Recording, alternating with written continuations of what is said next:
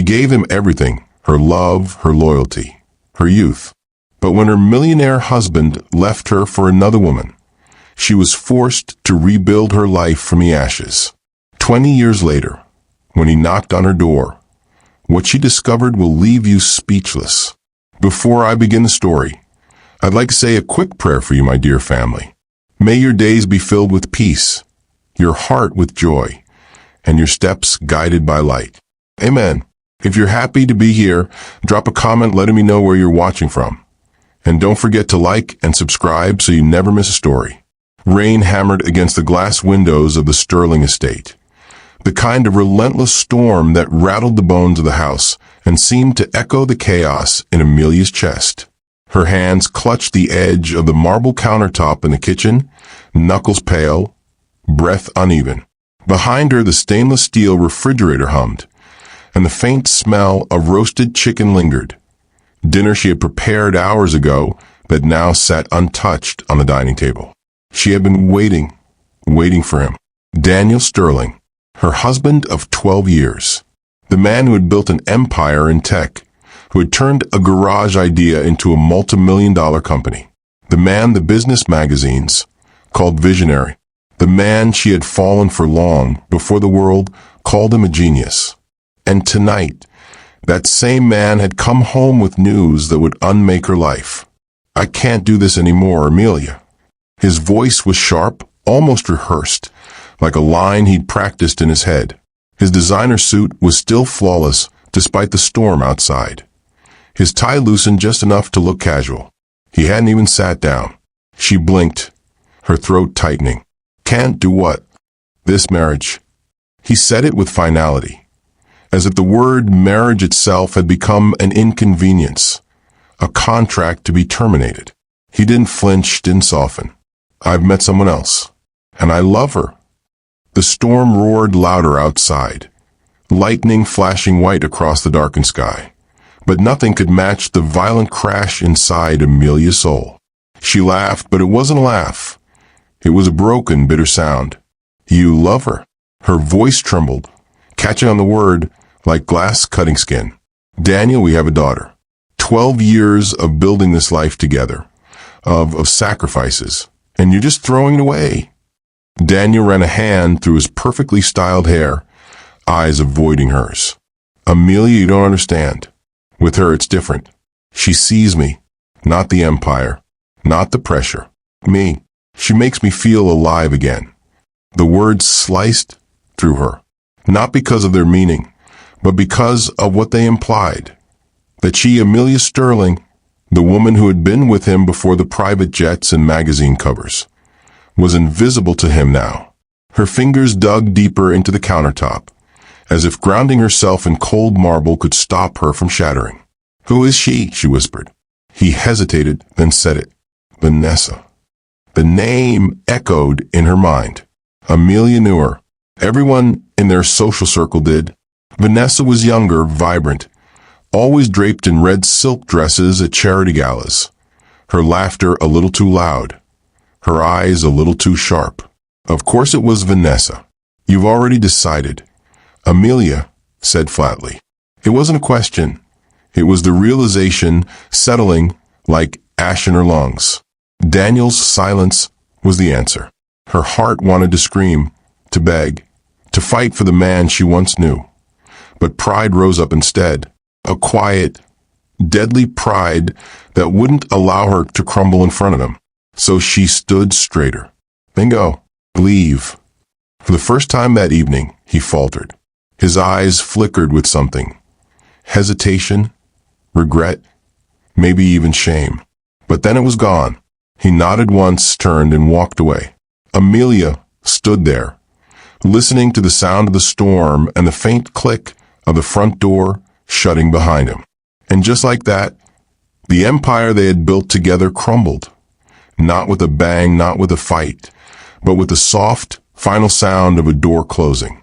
That night, long after the storm had passed, Amelia lay awake in the vast emptiness of their California king bed. On his pillow still lingered the faint smell of his cologne. Woody, expensive, intoxicating. She hated it. She loved it. Tears slipped silently down her temples into her hair, but her jaw stayed clenched. She would not fall apart. Not now. On the nightstand sat a framed photo. Daniel, Amelia, and their daughter Sophie, taken 3 summers ago at the beach. Sophie's curls were wild from the wind, her arms around her parents, her smile wide. Amelia turned the frame face down. Her world was no longer the same. The days that followed blurred together. The legal papers arrived with frightening efficiency, delivered in stiff envelopes that smelled of ink and finality. Daniel moved into his penthouse with Vanessa. The tabloids whispered. Friends in their circle offered shallow condolences before retreating to the safer company of wealth and power. But Amelia had Sophie. At night, when the loneliness pressed in like a physical weight, she would tiptoe to her daughter's room, watching the gentle rise and fall of her small chest as she slept. And she would whisper promises in the dark. I'll protect you. I'll give you a life worth living, even if I have to do it alone. She took a job teaching literature at the local community college, her love for books becoming both shield and lifeline. She sold the estate, moved into a modest house on a quiet street, and slowly stitched together a new version of herself. One that was no longer Daniel Sterling's wife, but Amelia Brooks, a mother, a teacher, a woman trying to reclaim her own name. Years passed. Seasons changed. Sophie grew taller, her laughter brightening the home in ways Daniel's millions never could. And Amelia learned to breathe again, to live again, until 20 years later, on a crisp autumn morning, the sound of a knock at her door shattered everything she thought she knew about the past. And when she opened it, there he was, Daniel Sterling, older, grayer, the weight of years carved into his once proud face, but still him. And he was standing on her porch, eyes searching hers like a man desperate for something he had lost. The knock had been soft, almost uncertain, as though the person on the other side feared rejection before the door even opened. Amelia froze halfway across the living room, her mug of coffee trembling in her hand. It was a Saturday morning in October, and the world outside was painted in amber leaves and crisp air. Sophie had left for work early, leaving the house wrapped in a stillness that was now shattered by 3 quiet raps against the oak door. She set the mug down, her pulse quickening. Few people ever knocked. Neighbors usually texted first. Deliveries dropped parcels at the doorstep without ceremony. A knock, especially one this hesitant, felt personal. She wiped her palms against her cardigan and turned the handle. And there he was, Daniel. For a moment, her mind refused to accept it. The image didn't fit the present.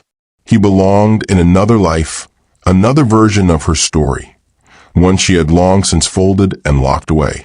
Yet here he stood, framed by the autumn morning, looking both entirely familiar and impossibly changed. His hair was streaked with silver now, the thick chestnut she used to run her fingers through only memory. His once youthful jawline was heavier, sagging slightly under the weight of age and regret. But his eyes, those piercing blue eyes, remained the same, sharp yet softened now by something she couldn't name. Amelia, he said softly. His voice was deeper, rougher, as though the years had sanded down. Her hand tightened on the doorframe. Every instinct screamed to slam it shut, to protect the peace she had built, to keep out the storm that had once nearly drowned her. But her body betrayed her, frozen in place, heart hammering like a bird trapped in a cage. She finally found her voice. What are you doing here? Daniel swallowed, his gaze lowering for a moment before lifting back to hers. I had to see you. I didn't know where else to go. The words felt heavy, strange. He had once been the man who had everywhere else to go. Penthouses, boardrooms, luxury vacations, a new wife, a new life. And now he stood on her modest porch, speaking as though she were his last resort. A bitter laugh escaped her. You didn't know where else to go? Daniel, you walked away 20 years ago. You had plenty of places to go. His jaw tightened.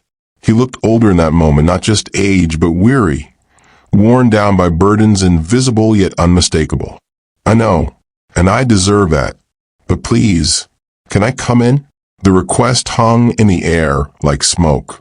Amelia hesitated, torn between slamming the door and yielding to the gnawing curiosity rising in her chest. She had imagined this moment countless times over the years. What she would say if she ever saw him again. Sometimes in her daydreams, she screamed. Sometimes she wept. Sometimes she turned her back and walked away without a word. But never, not once, had she imagined him looking like this. Broken. Against her better judgment, she stepped aside. 5 minutes. That's all. Daniel exhaled, relief flickering in his eyes, and stepped inside. The house smelled of cinnamon and coffee, with sunlight spilling through the curtains across the worn rug. It was nothing like the sleek mansion they once shared. No marble floors, no grand staircase, no gallery of art purchased at auctions. This house was smaller, warmer lived in. Daniel's gaze moved over the photographs on the wall. Amelia felt her chest tighten as his eyes landed on Sophie's graduation picture. Cap and gown, smile radiant. His Adam's apple bobbed, but he said nothing. Coffee? Amelia asked stiffly, her voice edged with sarcasm. Or do you only drink champagne in the mornings these days? He flinched slightly, but managed a faint smile. Coffee would be nice. She poured him a mug and set it on the table between them. For a moment, neither touched their drinks. Finally, Amelia broke the silence. Why are you here, Daniel? After everything? After 2 decades. He leaned forward, elbows on his knees, his hands clasped so tightly his knuckles whitened. For a man who once commanded boardrooms with ease, he suddenly seemed small. Because I made a mistake, he said quietly. The biggest mistake of my life. Amelia's chest constricted, her jaw tightening. She wanted to laugh, to hurl the words back at him. A mistake? That's what you call tearing apart a family? But her tongue felt heavy, her thoughts tangled. She forced herself to stay still, to breathe. And what? You've just now realized that. Daniel's eyes lifted, and she saw it then. The sheen of unshed tears. It startled her. In all the years they had been married, she had rarely seen him cry. I lost everything, Amelia, he whispered. Vanessa left me 5 years ago. The company, I sold it. The money's gone. The friends, the parties, the spotlight, they all disappeared. And when it was all stripped away, I realized the only thing I ever truly wanted, the only person I should never have let go was you. The words crashed over her like thunder, dredging up wounds she thought had scarred over. Her hands trembled in her lap, but she forced her voice steady. Do you have any idea what those words mean to me after 20 years of silence? After watching you walk away without a backward glance? You don't get to show up at my door and say you regret it, Daniel. You don't get to rewrite the past. He nodded slowly, as if he had expected this. I know. I don't deserve forgiveness. I don't deserve a second chance. But I had to try. I had to see you, even if it's just to tell you. I'm sorry. Amelia's throat burned. She turned her gaze toward the window, where golden leaves swirled in the autumn wind. Part of her wanted to throw him out, to protect the peace she had built brick by brick. But another part, deep buried, felt the old ache of the man she once loved. The man she had married before wealth and vanity swallowed him whole. Her heart wavered between fury and longing, and she realized with a shiver that this story was far from over. The silence between them stretched, taut as a wire. Only the clock on the wall dared to break it, each tick loud and insistent. Amelia kept her eyes on the window, watching a leaf detach from its branch and drift slowly to the ground. She had rebuilt her life on silence, on not speaking his name, not asking the questions that would burn her alive. And now here he was, breathing in her living room, stirring all the ghosts she had buried. Finally, she turned to him. Why now, Daniel? You've had 20 years to say this. Why today? Daniel's hands tightened around the coffee mug. He hadn't taken a sip. His shoulders sagged, as though the weight of 2 decades pressed down on them. Because I couldn't carry it anymore, he said quietly. For years I tried to convince myself I'd made the right choice. That Vanessa was the future. That you'd be fine. That Sophie would be fine. But when everything crumbled, when Vanessa left, when the money slipped through my fingers, I realized all I had left was regret. His eyes lifted to hers, blue and weary. And then I saw Sophie's name in an article last month. She's making a name for herself, isn't she? The nonprofit work. Amelia stiffened. So, of course. She doesn't need you, Amelia said sharply. She became everything she is without you. I know, Daniel said, his voice breaking. That's what made me realize how much I missed. I wasn't there for her first heartbreak. I wasn't there when she graduated. I wasn't there for anything. And I'll never forgive myself for that. Amelia's chest burned with rage, but also with something more complicated. She thought of Sophie, now 27, fierce and compassionate, dedicating her life to helping women who had been abandoned or betrayed. Was that passion born from the wound Daniel left behind? You don't get to use Sophie as a reason to walk back into my life, Amelia said, her tone icy. Daniel flinched. I'm not here to take anything from you. I swear. I had to see you. One last time, if nothing else. His words hovered, fragile. One last time. Amelia studied him. The man in front of her was not the arrogant millionaire who had walked out on her. That Daniel had been untouchable, consumed by ambition, untethered by conscience. This Daniel looked stripped of armor, his suit wrinkled, his face etched with sorrow. But was it real? Or just another performance from a man who had always known how to manipulate? She folded her arms across her chest. And what exactly do you want from me, Daniel? Forgiveness? Closure? A second chance at a life you threw away? He hesitated, then spoke slowly, each word deliberate. I want the truth. And maybe a chance to make things right, if that's even possible. Her laugh was sharp, humorless. Make things right? Daniel, you can't rewind 20 years. You can't give me back the nights I cried alone, the years I worked 2 jobs to put Sophie through school, the dignity I lost every time I saw your face in a magazine with her on your arm. You can't undo that. He bowed his head, shame radiating off him. You're right. I can't. But I can try to be different now. I can try to what? Amelia cut in, her voice trembling with fury. To slip back into my life like nothing happened? To be the husband I begged you to be when you were too busy chasing another woman? No, Daniel, you don't get that. Her voice cracked on the last word, and she cursed herself for it, for letting him hear the pain that still lived in her after all these years. Daniel leaned forward, desperate now. I don't want to erase the past. I want to own it. To admit how wrong I was. I hurt you. I hurt Sophie. And I would give anything to take it back. His words hung heavy, but Amelia's heart resisted.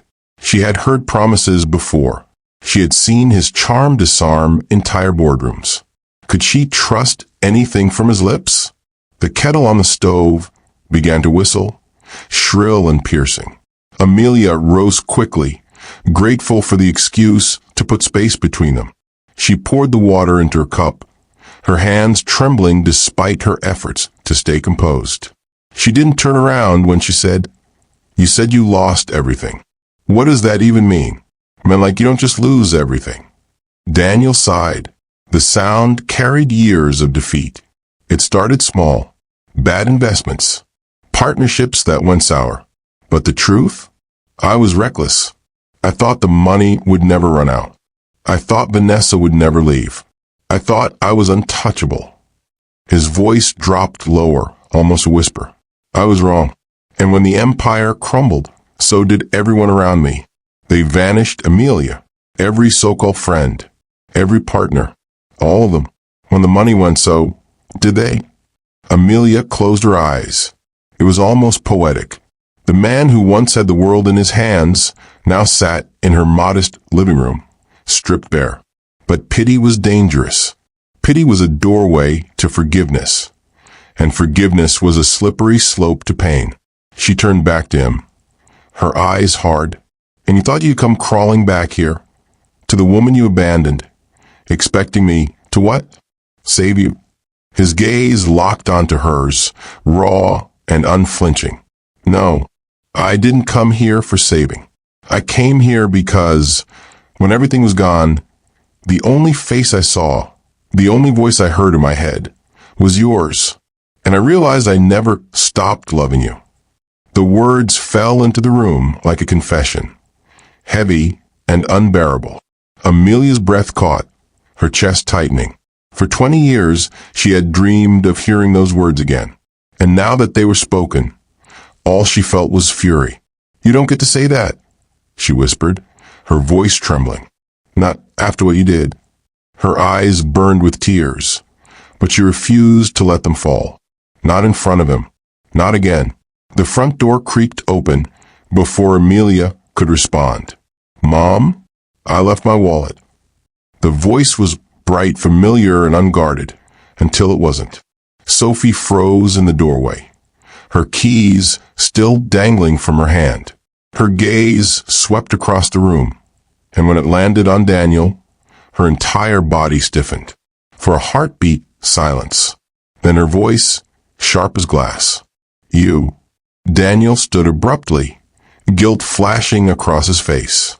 Sophie. Her name left his lips like a prayer, like something sacred. But Sophie's jaw clenched, her nostrils flaring. Amelia's chest tightened. She had prayed Sophie wouldn't walk in, not yet. Not before she had figured out how to manage the storm herself. But fate rarely listened. Sophie dropped her bag on the floor, eyes never leaving him. She was 27 now, tall, graceful, her curls pulled back in a bun that accentuated the sharp lines of her face. She had Amelia's amber eyes, but the fire in them was all her own. What are you doing here? She demanded, her voice trembling with barely contained rage. Amelia opened her mouth, but Daniel spoke first. I just wanted to see you. Both of you. See me? Sophie's laugh was hollow, bitter. You walked out before my 13th birthday and never looked back. And now what? You show up 20 years later expecting me to what? Hug you? Cry tears of joy. Daniel flinched at every word, but Sophie pressed on, relentless. Do you know how many school plays I look for you in the crowd? How many times I asked Mom if you'd call, if you'd visit? Do you know what it's like to realize the person who's supposed to love you unconditionally doesn't even care enough to send a birthday card? Her voice cracked, but her eyes burned brighter. You don't get to see me. You forfeited that right a long time ago. Amelia stepped forward cautiously, her hand hovering as though to calm Sophie without smothering her. Sophie. But Sophie shook her head, tears threatening now. No, Mom. Don't defend him. Don't you dare. Amelia's throat closed around the words she wanted to say. Daniel, meanwhile, took a step closer, his voice low, desperate. You're right. I failed you. I failed both of you, and I will never forgive myself for it. But I swear to you, Sophie, I thought about you every single day. Sophie's laugh cut him like a blade. Every day? Is that what you're telling yourself? Because I remember birthdays spent crying, graduations where Mom had to smile through the emptiness, nights when we had nothing but her paycheck to keep the lights on while you were sipping champagne in Paris with Vanessa. Her voice rose with each word, fury shaking her entire body. Don't stand there and tell me you thought about me every day. You don't get to rewrite history just because you're old and lonely now. Daniel's eyes glistened. I know I don't deserve your forgiveness. I don't expect it. I needed to see the woman you became. And I wanted to tell you that I love you, even if I never showed it. For the first time, Sophie's composure cracked. A tear slipped down her cheek, but she brushed it away quickly, furious at her own weakness. "No," she whispered. "You don't love me. You loved the idea of me, the daughter you abandoned, but now want to claim for your conscience. But I'm not here to ease your guilt, Daniel. I don't owe you that." The air between them vibrated with the weight of unsaid years. Amelia's heart ached as she watched her daughter, her fierce, brilliant daughter, confront the man who had caused so much pain. She wanted to shield Sophie, to take the sting of abandonment away. But she knew this was her fight, too. Sophie grabbed her wallet from the counter with trembling hands. "I can't do this right now," she muttered. "I have work." She turned to Amelia, her eyes softening for a moment. "Mom, don't let him drag you back into his mess. Please." And then she was gone, the door slamming shut behind her. The silence that followed was heavier than any storm. Daniel collapsed back into the chair, burying his face in his hands. His shoulders shook, whether from grief or exhaustion. Amelia couldn't tell. She stood across the room, her heart torn in two. She had dreamed of justice, of Daniel seeing the consequences of his choices. But seeing it unfold, seeing Sophie's pain unleashed, it was almost too much to bear. For a moment, Amelia wished he had never come back. And yet, deep down, she knew this confrontation was only the beginning. After Sophie left, the silence clung to the room like smoke. Amelia leaned against the kitchen counter, her hands gripping the edge until her knuckles whitened. Daniel sat hunched in the armchair, his face shadowed by shame. Finally, Amelia spoke, her voice steady but cold. "You wanted to see her. Now you have. Does it hurt? Because that's the truth, Daniel. That's the wound you left her with." Daniel lifted his gaze, his eyes red. "It hurts more than I can put into words." Amelia studied him for a long moment, her jaw tight. She had lived for years imagining him comfortable in a mansion, sipping wine beside Vanessa, untouched by the damage he had left behind. But now she saw a man hollowed out. "Tell me," she said finally. "Tell me everything. How did the great Daniel Whitmore go from magazine covers to showing up on my doorstep like a beggar?" His lips twitched, but there was no humor in his smile. "You really want to know? I deserve to know." He nodded slowly, as though bracing himself. He leaned back, staring at the ceiling for a moment before his voice broke the quiet. "It started beautifully," he admitted. "Vanessa was everything I thought I wanted. Young, ambitious, dazzling in every room she walked into. She knew how to play the part of the perfect partner. Always dressed like she stepped off a runway. Always whispering the right words in my ear. And I believed her." His voice thickened. "She told me I deserved more. More than a quiet life, more than small dreams. She said I was destined to build an empire, and she'd stand beside me while I did it. And for a while she did." Amelia's chest tightened. She remembered Vanessa, the smirk, the tailored dresses, the way she had looked at Amelia like she was nothing more than a placeholder. Daniel continued, his tone bitter now. "The money came fast. Investments, partnerships, deals that seemed too good to be true. And Vanessa knew how to spend it just as quickly. Designer clothes, Paris getaways, a penthouse that could fit this entire neighborhood inside its living room. We lived like royalty." He swallowed hard. "But royalty comes at a price. I worked 12, 14 hours a day, chasing every deal, every dollar. And Vanessa, she grew bored. The woman who once clung to my every word now clung to other men's arms at parties when I wasn't looking. Except Amelia," his voice faltered. "I was always looking. I saw it. I just refused to admit it." Amelia's eyes narrowed. So the glamorous life wasn't so glamorous after all. Daniel let out a long breath. No, it was poison. By the 10th year, Vanessa hardly came home. She surrounded herself with people who wanted the shine of our wealth, not the weight of responsibility. And me? I buried myself in work, convincing myself that as long as the money flowed, the marriage could survive. A humorless laugh escaped him. But money doesn't hold a marriage together.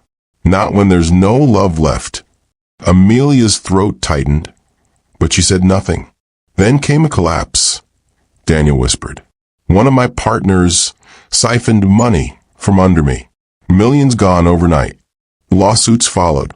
The empire I thought was untouchable crumbled like sand through my fingers. And Vanessa. His voice broke on her name. What about her? Amelia pressed. Daniel's shoulders slumped. She left. Just like that. Packed her things. Drained what little was left in the accounts. And disappeared. No goodbye. No explanation. Just a note. You're no longer useful to me. Amelia felt a bitter satisfaction stir in her chest.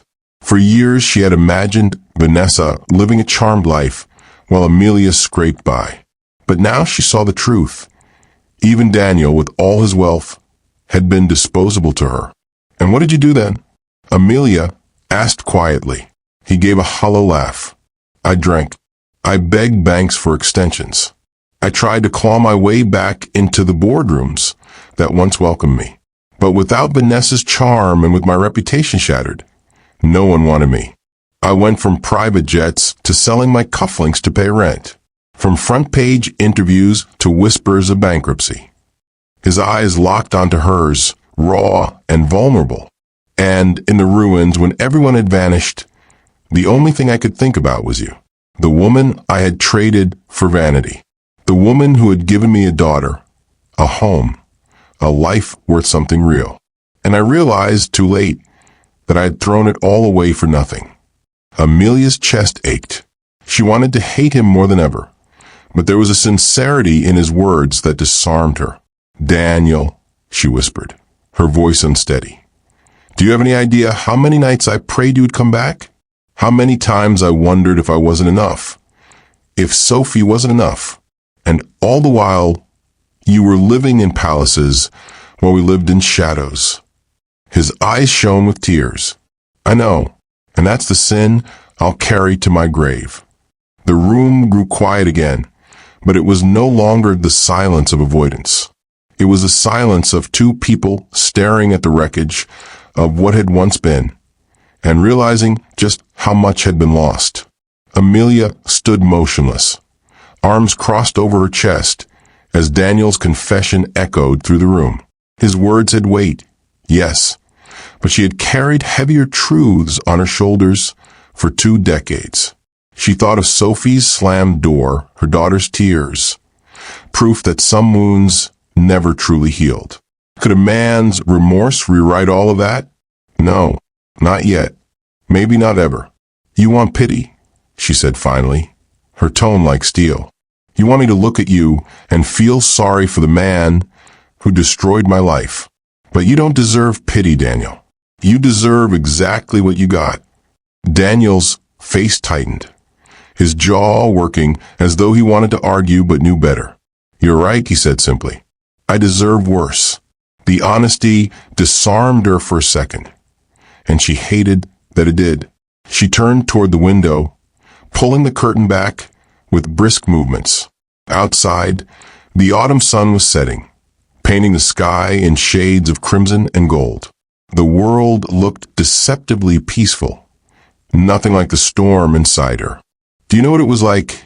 She asked quietly, her back still to him. To explain to a 13-year-old why her father didn't show up for her birthday? To hold her when she cried herself to sleep because she thought she wasn't worth staying for. Her voice cracked, but she pressed on, refusing to let her tears fall. You broke her, Daniel, and you broke me. Daniel's chair creaked as he leaned forward. I know, and there isn't a day that I don't wish I could go back and choose differently. But I can't. All I can do now is be here if you'll let me. The words are too soft, too easy. Amelia turned sharply, her eyes blazing. Be here? After 20 years. She took a step closer, fury vibrating in her every word. You think showing up on my doorstep erases decades of silence? You think saying you're sorry changes the nights I worked double shifts just to keep Sophie fed? No, Daniel. You don't get to walk back in and be here. Daniel didn't flinch at her fury. Instead, he rose slowly to his feet, standing tall but not imposing. His voice was calm, almost pleading. Then tell me what I can do. Tell me how I can even begin to make it right. I'll do anything, Amelia. Anything. Her laugh was bitter, sharp. There's nothing. You can't buy back time. You can't return the years you stole from us. You can't make Sophie 13 again and walk through the door with a cake and a smile. You can't undo what's already done. Daniel's shoulders sagged. I know. And for once, he didn't try to argue. Didn't try to persuade her with grand promises. He just stood there, broken. Amelia's chest tightened against her will. She hated seeing him like this, not because he didn't deserve it, but because it reminded her of the man she had once loved, the man who had held her hand when Sophie was born, who had whispered dreams of forever into her ear. But that man was dead, or maybe he had never really existed. She took a deep breath, steadying herself. You should go. Daniel's head jerked up. What? You've said what you needed to say. You've seen Sophie. Now go. His face crumpled. Amelia, please. No, her tone was final, but her heart thundered in her chest. I survived without you for 20 years.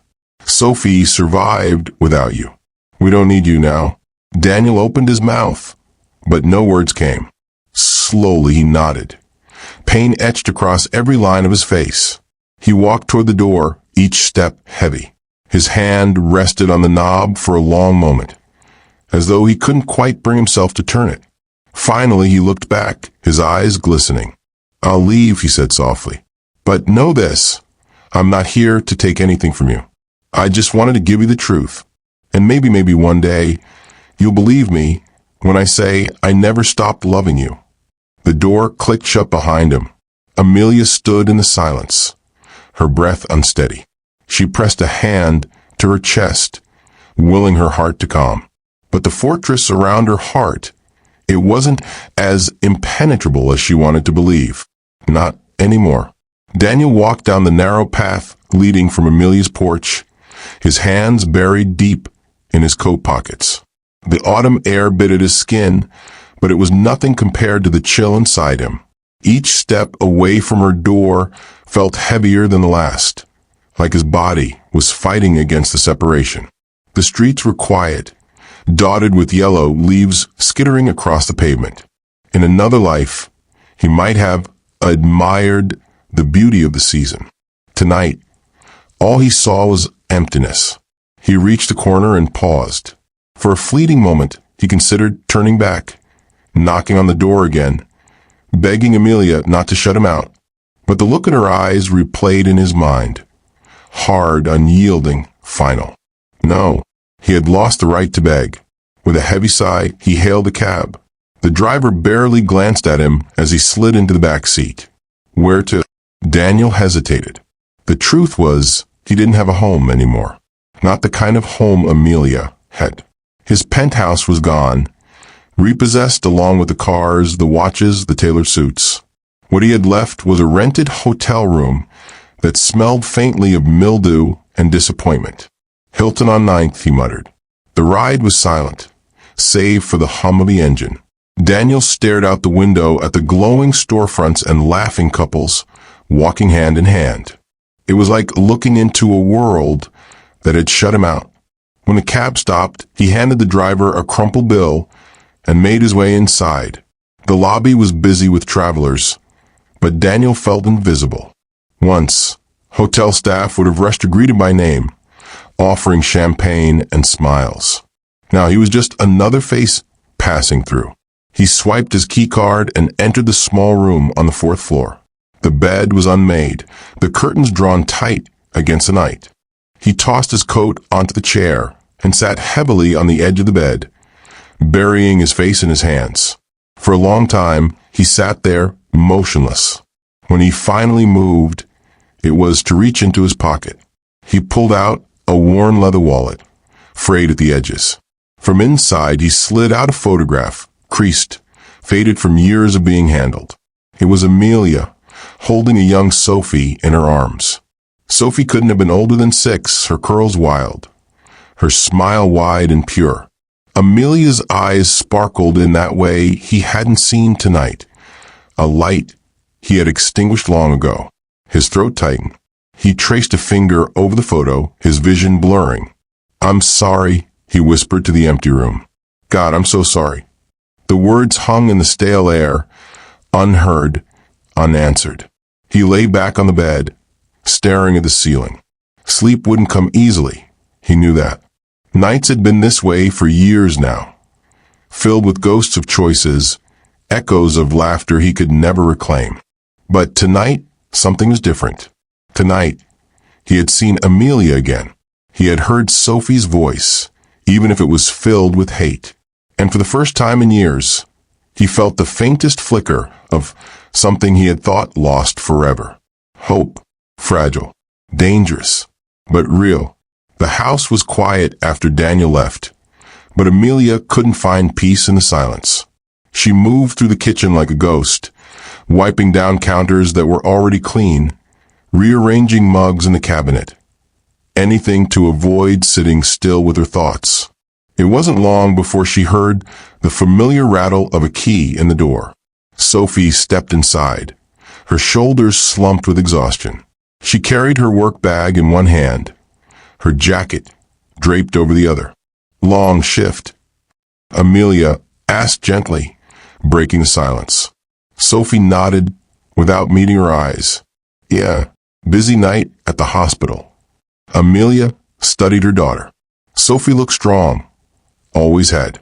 But beneath the surface, Amelia saw the tension in her jaw, the storm still raging inside her. "You left in a hurry earlier," Amelia said softly. Sophie dropped her bag onto the chair with a thud. "I couldn't stay, Mom. Not with him there." Amelia nodded, understanding. She poured 2 cups of tea and set one in front of Sophie. For a moment, they sat in silence, steam curling between them. Finally, Sophie spoke, her voice sharp but trembling. "Why did you let him in?" The question pierced Amelia's chest. "Because he knocked," she admitted. "And because after 20 years, part of me wanted to hear what he had to say." Sophie's eyes snapped up, blazing. "Ma, you can't be serious. He doesn't deserve that. He doesn't deserve you." Amelia swallowed hard. "I know, but when I saw him standing there, he didn't look like the man who left us. He looked broken." "Good," Sophie shot back. "He should be broken. After what he did to us. He deserves every ounce of misery he's living in." Her voice cracked at the end, and Amelia reached across the table, placing her hand over Sophie's. "You're angry. You have every right to be. But anger like this, it eats you alive, sweetheart." Tears welled in Sophie's eyes, but she blinked them back fiercely. "Do you know what it was like, Mom? To watch you struggle. To watch you cry when you thought I was asleep.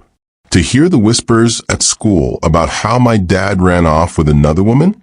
I spent years pretending I didn't care, but I did. I cared so much it hurt." Amelia's throat tightened. She squeezed Sophie's hand. "I know, and I'm so sorry you had to carry that burden. I tried to protect you from it, but I couldn't." Sophie pulled her hand back, wiping her cheeks quickly. "And now he's back, like he can just waltz into our lives and make everything right? No, I won't let him." Her voice was steel, but beneath it Amelia heard the pain of a little girl who had never truly healed. "I don't know what I'm going to do," Amelia admitted. "But I do know this. Nothing he says or does will ever change the fact that you and I built a life without him. We survived, and that's something no one can take away." Sophie's shoulders softened at her mother's words. For the first time that evening, her anger wavered. "We did survive," she whispered. "Yes," Amelia said, her voice firm now. "And we'll keep surviving, whether Daniel is here or not." They sat in silence again, sipping their tea, the weight between them a little lighter now. Outside, The wind rustled through the trees, carrying away the last leaves of autumn. But inside, both women knew one truth. Daniel's return had reopened wounds they thought had long since scarred, and healing them would not be simple. The morning light filtered weakly through the hotel curtains, casting pale stripes across Daniel's face. He hadn't slept. His body had lain still, but his mind had marched through 2 decades of memories, regrets, and the sound of Amelia's voice cutting through him like glass. When he finally sat up, his head felt heavy, but there was a strange clarity in his chest. For the first time in years, he knew what he had to do. He couldn't undo the past, but he could at least show them that his remorse wasn't just a performance, that he was willing to humble himself, even if it meant rejection. By 9 a.m., Daniel was standing outside St. Mary's Hospital. The building loomed tall and glassy, busy with the comings and goings of doctors, nurses, and patients. He felt small in its shadow, clutching a paper bag of pastries and 2 coffees. He made his way through the sliding doors, the smell of disinfectant washing over him. He approached the information desk. "Excuse me," he said, his voice careful. "I'm looking for Dr. Sophie Bennett. I'm her father." The receptionist gave him a polite but skeptical look, then tapped the keyboard. "She's on shift, but I can't let you through unless she approves." "That's fine," Daniel said quickly. "Could you just tell her I'm here? I won't take long." The receptionist picked up the phone, dialed, and spoke softly into the receiver. Daniel's stomach twisted as he waited. He gripped the paper bag tightly, feeling like a schoolboy awaiting judgment. Minutes later, Sophie appeared at the end of the corridor. Her scrubs were slightly wrinkled, her hair pulled back in a messy bun, her eyes tired but alert. When she saw him, her expression froze into stone. "What are you doing here?" she demanded, striding toward him. Daniel lifted the bag slightly, feeling suddenly foolish. "I thought I'd bring you breakfast. Coffee too. Just to, I don't know, say I'm sorry again." Sophie stopped a few feet away, her arms crossed. "You think croissants erase 20 years? You think a latte makes up for every birthday you missed? For every night Mom cried herself to sleep?" Her voice was sharp, but Daniel didn't flinch. He nodded. "No, I don't. I know nothing can make up for it. But I wanted to show you I'm not just here to talk. I'm here to try, even if you don't want me to." Sophie's jaw tightened. For a brief second, Daniel thought he saw something flicker in her eyes. Curiosity, maybe, or the faintest crack in her armor. But then it vanished. "Take your coffee, take your pastries, and leave," she said coldly. "You don't belong here." Daniel's chest ached, but he didn't argue. Instead, he set the bag down gently on the counter beside her. "You don't have to forgive me," he said softly. "I'll keep showing up, Sophie. Not to force my way in, but to prove that I meant what I said to your mother. I never stopped loving you, either of you." For a moment, Sophie just stared at him. Then she shook her head, turned on her heel, and walked back down the corridor, her steps echoing against the sterile walls. Daniel watched her go, his throat tight. He felt the sting of rejection. Yes, but beneath it was something new, something fierce. He wasn't giving up, not this time. Amelia was folding laundry in the living room when the front door opened. Sophie stepped inside, dropping her bag to the floor with a heavy thud. Her hair was loose now, her scrub top wrinkled from a long day. But her eyes were sharp, too sharp. Amelia straightened. "Rough shift." "You could say that," Sophie muttered, tossing her jacket onto the couch. She stood there for a moment, fidgeting with her sleeves, clearly holding something back. Amelia set the folded shirt aside. "What happened?" Sophie hesitated, then let out a humorless laugh. "Guess who showed up at the hospital this morning with a bag of pastries and coffee like we're some happy little family?" Amelia's chest tightened. "Daniel?" Sophie nodded sharply. "Yep." Stood there in the lobby like he belonged, like he had the right. What did you do? Amelia asked carefully. What do you think I did? I told him to leave. Sophie's voice was biting, but her hands trembled as she shoved them into her pockets. God, the nerve. 20 years gone, and suddenly he thinks a croissant fixes everything. Amelia lowered her gaze, trying to steady her voice. He brought them for you? And coffee, Sophie spat. Like he knows how I take it. Like he remembers anything about me. Silence stretched between them. Amelia wanted to be angry with Daniel too, but another part of her, one she hated admitting, was touched by the gesture. It wasn't enough, not by a long shot, but it was something. A crack in the armor he had built all those years. Sophie paced the living room, her steps quick, restless. Don't you dare start feeling sorry for him, Mo. Don't. Amelia swallowed hard. I'm not defending him, Sophie, but I am trying to understand him. Sophie stopped pacing, turning to her mother with blazing eyes. Understand him? What's there to understand? He left us. He picked another woman over you, over me. And now he wants to act like the past never happened? No, he doesn't get that chance. Her voice trembled with fury, but Amelia could see the pain beneath it, raw and unhealed. I'm not asking you to forgive him, Amelia said softly.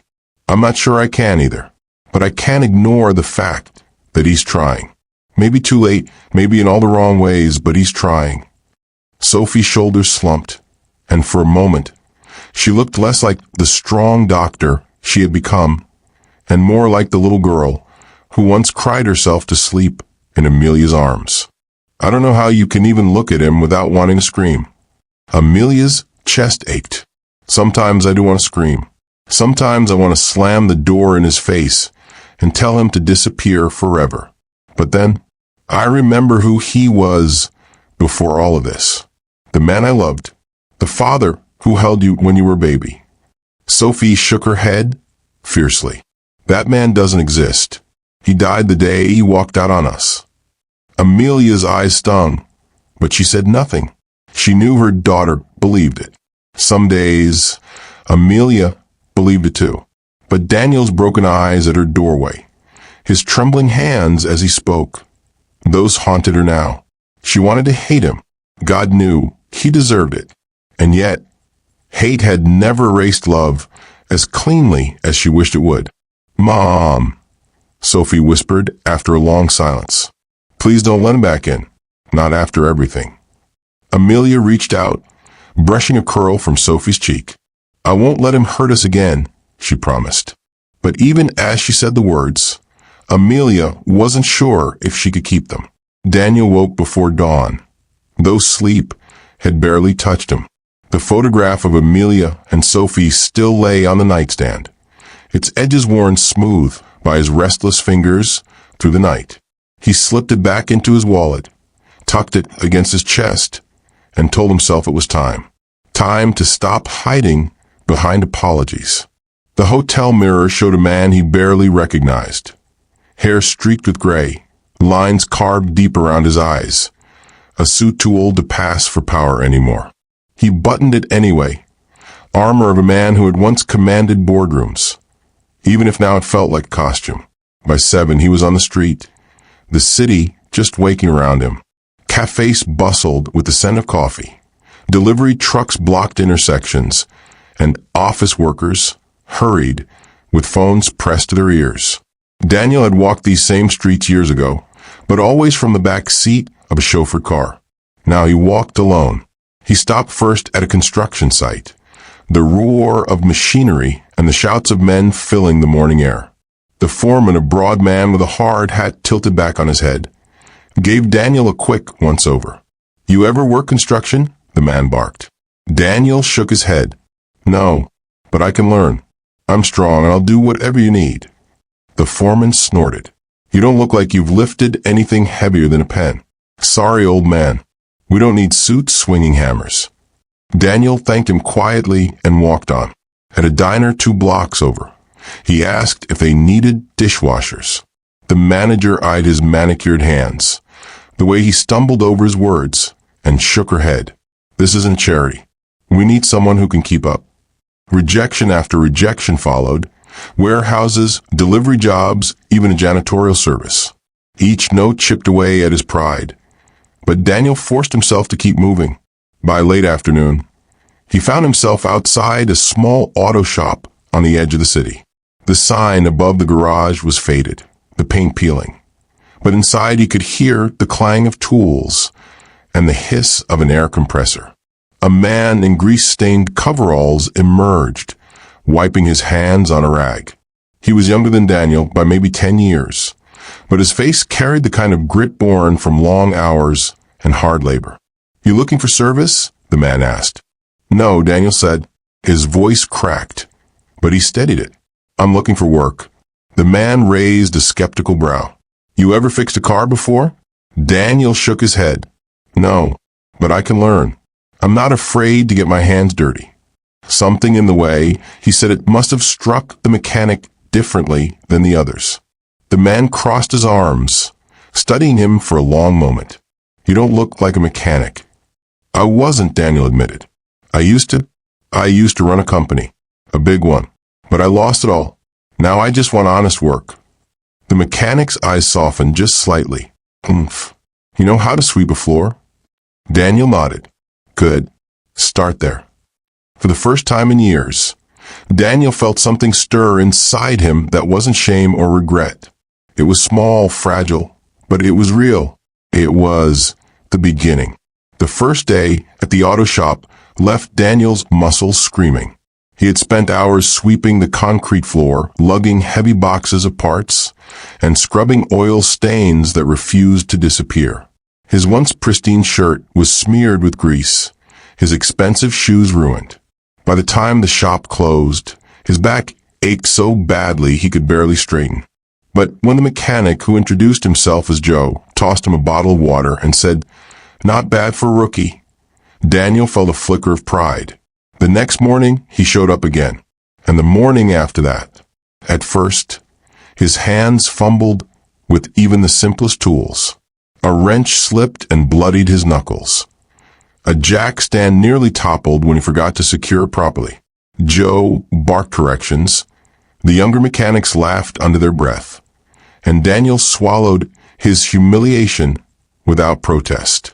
But he learned. Slowly, painfully, he learned. One afternoon, Joe stood over him as he wrestled with a stubborn bolt beneath the hood of an old Honda. Sweat dripped down Daniel's face, his arms trembling with effort. Finally, the bolt gave way with a loud crack. Daniel staggered back, panting, but grinning despite himself. Joe nodded once. "Not bad. You're getting the hang of it." That night, Daniel returned to his hotel with hands blistered, clothes reeking of oil. For the first time in years, he felt the kind of exhaustion that came from real, honest work. And though his body ached, his heart felt strangely lighter. He sat at the small desk, pulled out a sheet of paper, and began to write. "Amelia, I know you don't owe me a single glance, let alone forgiveness. But I want you to know I'm trying, not in words, but in work. Today I swept a floor, scraped oil from under my nails, and bled for a rusted bolt. It's a small thing, but it's real. I want to be a man who deserves to stand at your door again. A man Sophie might one day look at without hate. Even if that day never comes, I'll keep working toward it. Because you and she are worth every blister and every ounce of humility I can give. Always, Daniel." He set the pen down, staring at the words. He didn't know if he would ever send the letter, but just writing it felt like breathing after years underwater. Outside the hotel window, the city lights blurred in the night. But for the first time in decades, Daniel felt clarity. Redemption wouldn't come in grand gestures. It would come in grease-stained hands and small, steady steps. And he was willing to take every one. It was a gray Saturday afternoon when Amelia's car began to rattle. The steering wheel trembled in her hands, and a low, grinding sound filled her ears. She sighed, pulling into the nearest auto shop she could find. The sign above the garage was old and chipped, the kind of place she wouldn't normally trust. But the car coughed like it might die altogether, so she had no choice. She parked, stepped out, and walked to the open bay. Inside, the smell of oil and burnt rubber hit her like a wave. Mechanics bustled about, shouting instructions, wiping sweat from their foreheads.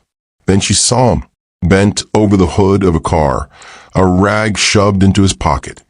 His once pristine hair, now streaked with grease, was Daniel. Her breath caught. For a moment, she thought her eyes were tricking her.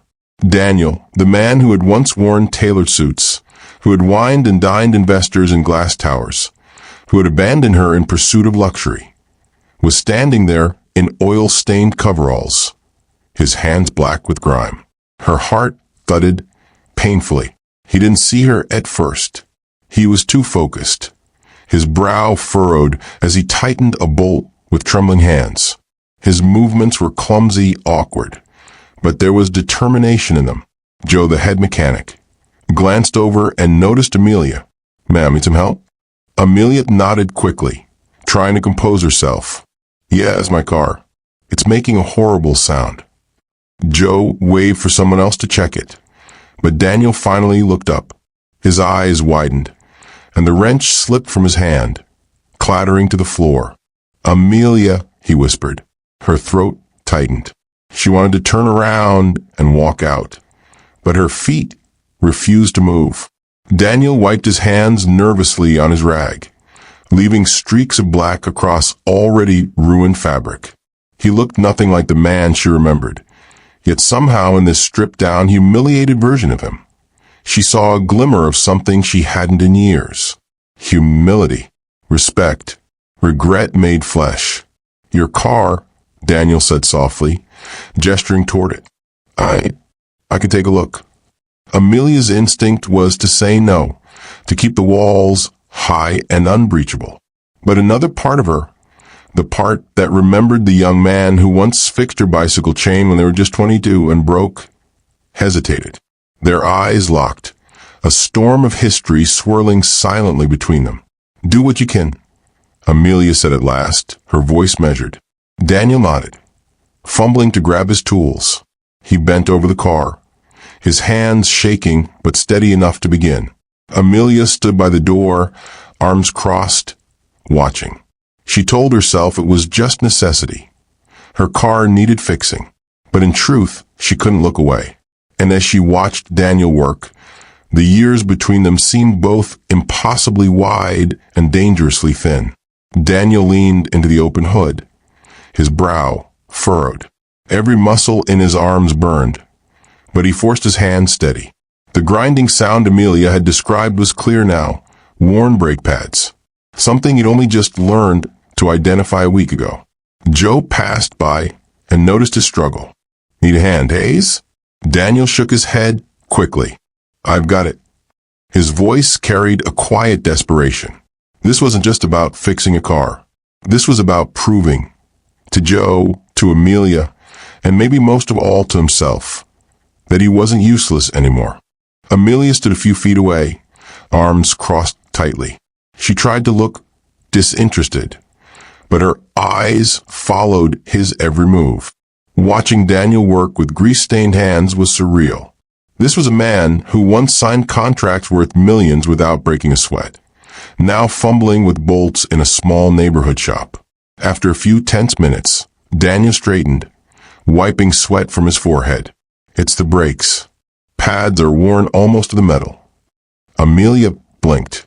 "And you can fix that?" A faint smile tugged at his lips. "I can now, thanks to Joe." He glanced toward the older mechanic, who gave a grunt of acknowledgement without looking up from his own work. Amelia hesitated. "How much?" Daniel's expression softened. "For you? Nothing." Her back stiffened instantly. Don't try to buy your way into my good graces with free repairs." The rejection stung, but Daniel nodded, accepting the blow. "Then consider it on the house from the shop. I'll cover myself with my wages. You deserve at least that much." He returned to the car before she could respond, grabbing new pads from a supply shelf. His hands shook as he worked, But he forced himself to keep going, step by step, until the new pads were fitted and the grinding sound silenced. When he finally lowered the car back to the ground, he was drenched in sweat, his shirt clinging to his back. He stepped aside, motioning for Amelia. It should drive smooth now.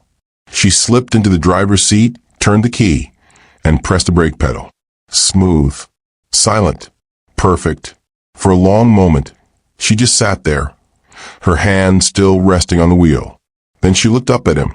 Her eyes were unreadable, soft, conflicted, guarded all at once. "You really are working here," she whispered. Daniel nodded. "Every day. Sweeping floors, carrying parts, learning from scratch. I don't deserve much, Amelia, but I want to deserve something, even if it's just the right to say I tried." Her throat tightened. Memories flooded back of the man who once promised her the world, and the man who had torn it all away. And now this. A man stripped bare of arrogance, clinging to redemption with blistered hands. She swallowed hard, started the engine fully, and pulled the car forward. "Thank you for fixing it." Daniel dipped his head. "Thank you for letting me try." Amelia drove off without another word, but her grip on the wheel was so tight her knuckles turned white.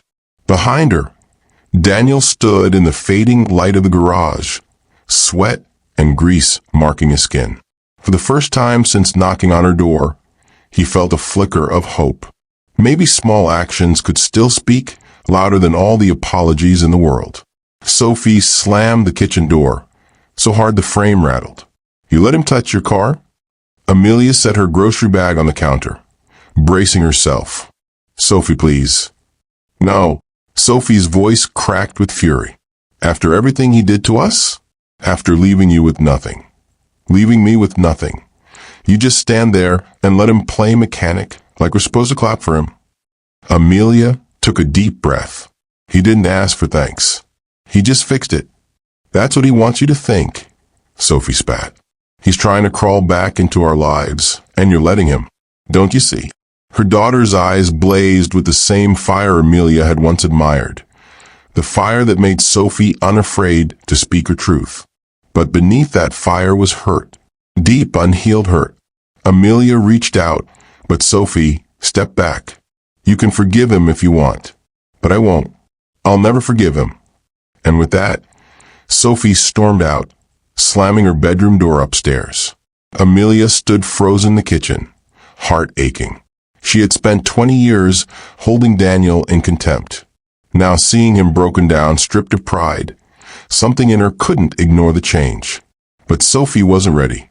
Maybe she never would be. The next week, Sophie confronted Daniel herself.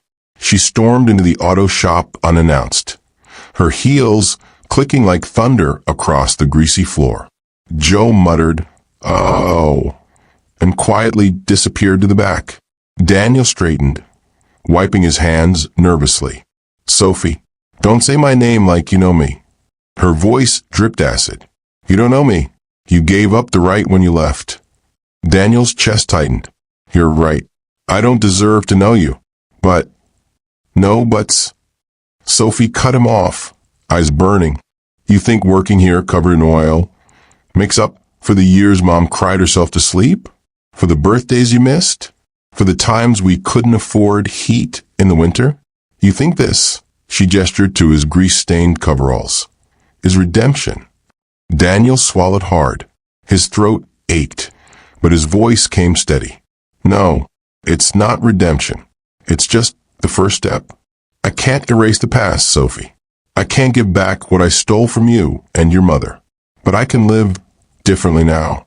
For as long as I've got left, I can live like the man I should have been."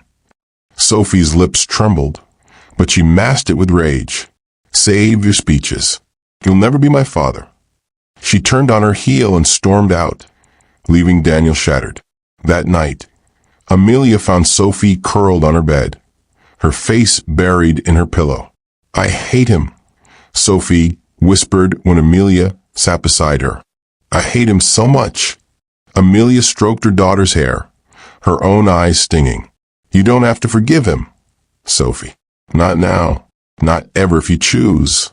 Forgiveness isn't a duty. It's a gift, and only you can decide if he deserves it. Sophie lifted her head, her face streaked with tears. Do you forgive him? Amelia hesitated. The question lodged like a thorn in her chest. She thought of Daniel at the garage, fumbling with bolts, his hands blistered and trembling. She thought of the young man he used to be, and the broken man he was now. I don't know, Amelia admitted, but I see him trying, and sometimes that's the beginning of change. Sophie rolled away silent. Amelia kissed her hair gently and whispered, Whatever you decide, I'm with you. A week later, there was a knock at Amelia's door again. Daniel stood there, his shirt clean but his hands still rough and stained. In his arms, he held a small box. I won't stay long, he said softly when Amelia opened the door. I just wanted to give Sophie this. If she won't take it, please keep it for her. Amelia frowned, taking the box. Inside lay a stack of letters, neatly tied with twine, handwritten, each one addressed to Sophie. I started writing them when she was little, Daniel said. His voice cracked. Birthdays, Christmases, first days of school. I never sent them. I didn't think I had the right, but I kept them. And now maybe she'll want to read them one day. Maybe not, but she should have them. Amelia's throat closed. For the first time in 20 years, she saw not just regret in Daniel's eyes, but something rarer. Sincerity. She nodded slowly. I'll give them to her. Daniel smiled faintly, stepped back, and whispered, Thank you for everything. Then he turned and walked away down the path.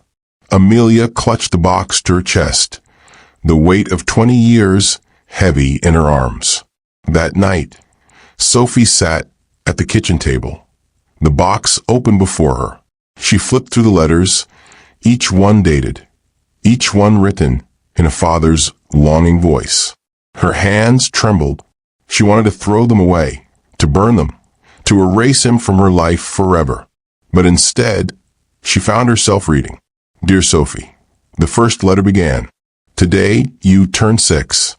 I don't deserve to be there, but I thought of you all day. Her tears fell freely now, splattering the ink. She read another and another. By midnight, she was still reading, her chest heaving with sobs. Upstairs, Amelia stood at the doorway, her own tears silently falling. She didn't interfere. Some choices had to be Sophie's alone. Weeks passed. Daniel kept working at the shop. Amelia saw him now and then, but they kept their distance. Sophie never sought him out, but neither did she throw the letters away. She kept them in her desk drawer, where sometimes late at night, she pulled one out and read. No forgiveness was spoken. No reunion was promised. But something had shifted. Daniel had knocked on her door once, 20 years too late. And though nothing could undo the past, the future no longer felt completely closed. Sometimes, redemption didn't arrive with fanfare. Sometimes it came in grease-stained hands, tear-stained letters, and the fragile, tentative hope that maybe not today, not tomorrow, but someday he might not be a stranger anymore.